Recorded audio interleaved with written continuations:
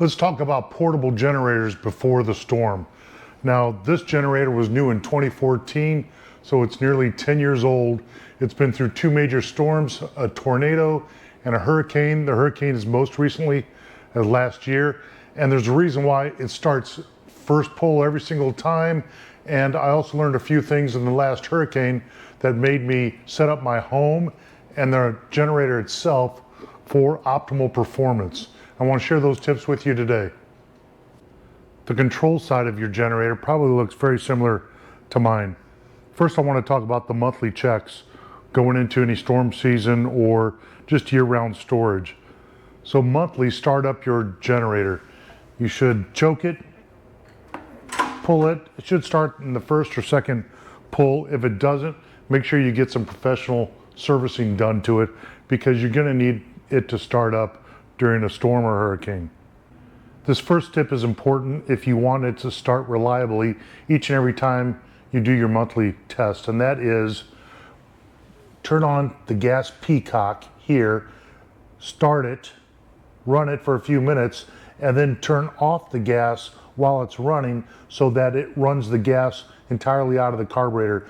You don't want any gas sitting in the carburetor because it will gum up, and that's the biggest reason why generators or small engines don't work after a while, because they've sat with gas in them. So you want the carburetor to be completely empty. Make sure you turn that off after you're done testing it during the monthly test. You may not need to do this one monthly, but check the oil, especially whenever you operate it during the storm and you shut it down. Every time you fuel it up, check that oil. That oil's good, it's full, and I have no worries, I'll be ready to go. You'll obviously need some fuel for those monthly checks, so you don't fill up the tank. This tank that's mounted to the top of the generator, mine holds 7 gallons. So I've got maybe a quarter to half a gallon in there right now, and any fuel you put in this generator tank, you want to put a fuel additive in there, something that will stabilize it, like Stable. So again, the little bit of gas you have in there will be okay throughout a few months while you're testing it on a monthly basis. You won't have any gumming up inside your carburetor. Let's talk fuel management for just a moment. So I've got a 7-gallon tank on here, and I have 2 5-gallon containers. This was good enough during Hurricane Ian, although I did have to refill the tanks, but I did it this way. Before the storm came, I made sure that my 7-gallon tank was full, and I had 2 full 5-gallon containers. Then, as the 7-gallon tank on the generator went down, I'd go ahead and fill it up with this. During Ian, the day after the hurricane, there was gas available about 8 miles just off the island.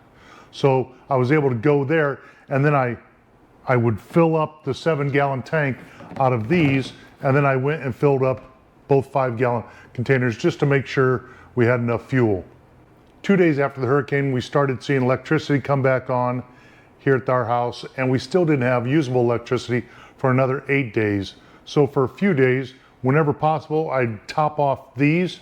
First I'd top off the tank here, then top these off, and I kept that on hand just because I didn't know how long I was going to have to go. Once the gas off the island became more available, a couple other stations opened up, then I got rid of one, and I just kept this topped off and a 5-gallon container.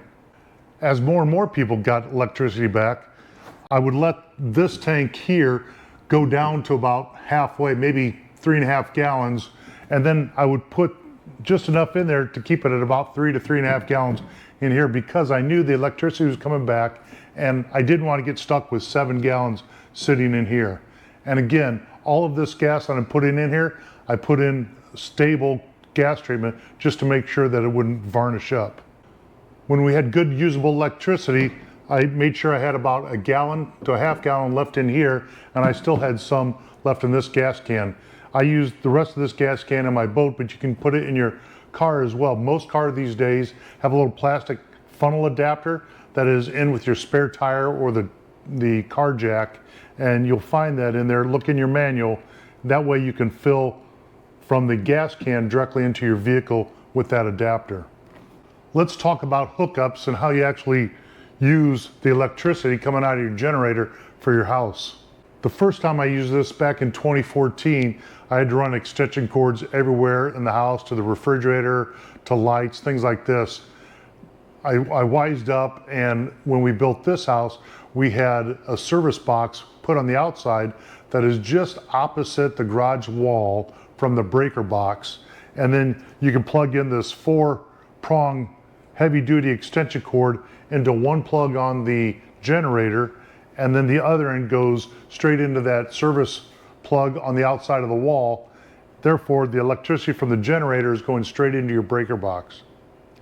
Then you can control electricity in your house by breakers, and you can turn on the light switches in the house just like you normally had electricity.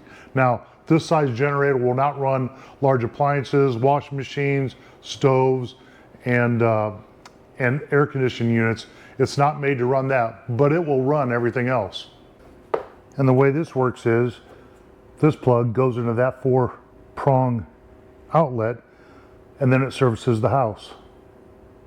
Here's what the service box looks on the outside of the house, and you just go ahead and plug that in, twist it, and you're good to go. This one's huge.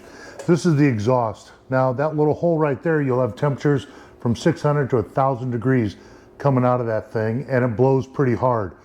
The temperatures out of this will kill vegetation. It can melt any type of plastic, siding, anything, pipes, PVC pipes coming down the wall of your house, anything. And it'll catch it on fire as well. So make sure that you have at least 5 to 6 feet of clearance, and you only point this at stuff that you don't care about. A few more tips.